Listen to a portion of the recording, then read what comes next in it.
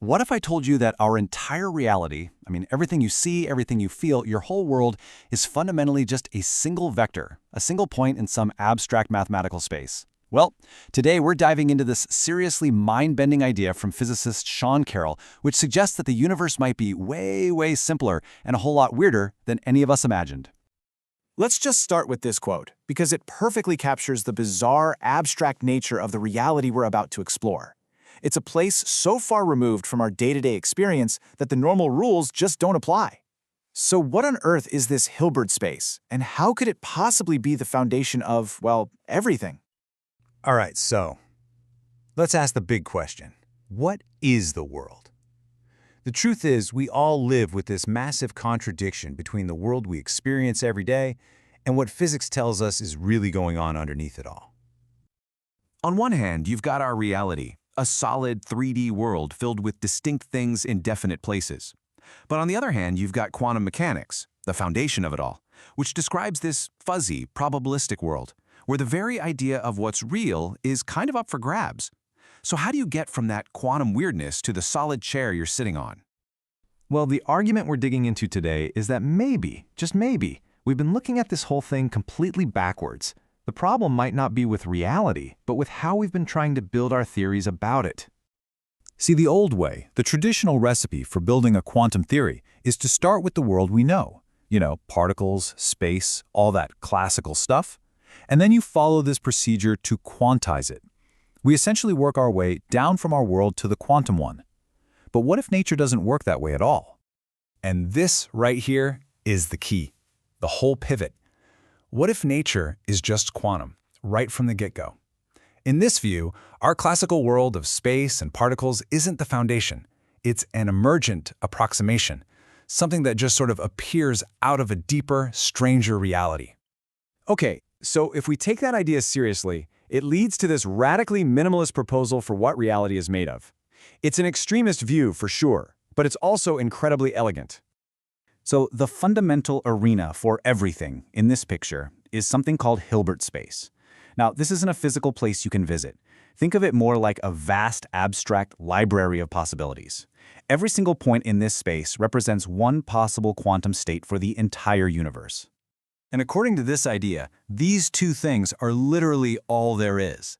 At the very bottom level, reality is just a single vector that points to our universe in that giant space of possibilities, and a rulebook, the Hamiltonian, that tells that vector how to change over time. That's it, the whole shebang. And it gets even more minimalist. That entire rulebook for the cosmos, the Hamiltonian, it's not some complicated set of instructions. It's defined purely by its spectrum, which is, for all intents and purposes, just a simple list of numbers, a list of possible energy values. That's the entire instruction manual. Okay, this obviously raises a huge blinking question. If reality is that simple at its core, then where did all this come from? The complexity, the structure, the world we see, this is the grand challenge of emergence. Really think about it. How does a simple vector just changing its direction in an abstract mathematical space give rise to our rich, structured, three-dimensional universe? How do you get from that to galaxies and stars and us? The proposed answer is emergence. Things like space and time aren't fundamental. They're not part of the basic blueprint. Instead, they arise from a deeper pattern, and the secret ingredient here is quantum entanglement. So to help you wrap your head around this, let's use an analogy from good old classical physics. Imagine you have 1,000,000 particles bouncing around. You could describe that system by tracking every single one of those 1,000,000 particles in 3D space. Or you could describe that exact same system as a single point moving through a ridiculously huge 6,000,000 dimensional abstract space called phase space. Now here's the kicker. Both of those descriptions are mathematically identical. They are the exact same thing, just described differently. But the world of individual particles feels more real to us, right? That's because it's the level where we actually interact with things. Our sense of what's real is tied to our perspective.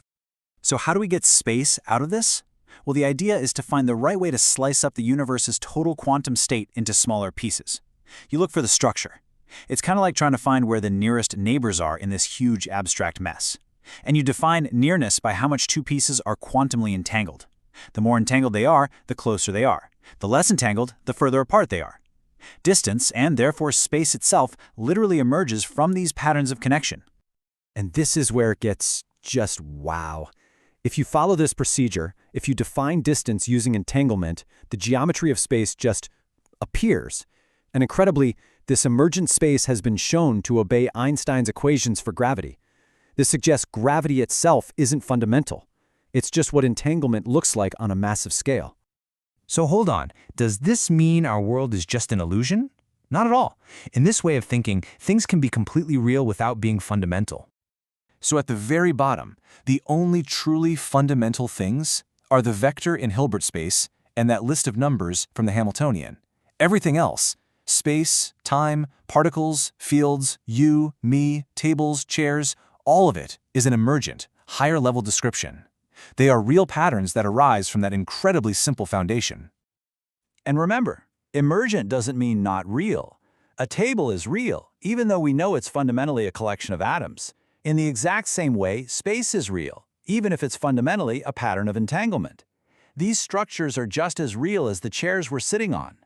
And so, we're left with this absolutely profound question. Could it be true? Could the breathtaking complexity of our entire cosmos, from the laws of gravity to the formation of galaxies, really be nothing more than a pattern that emerges from a single quantum vector and a simple list of numbers? It's a radical, beautiful vision and an idea definitely worth pondering.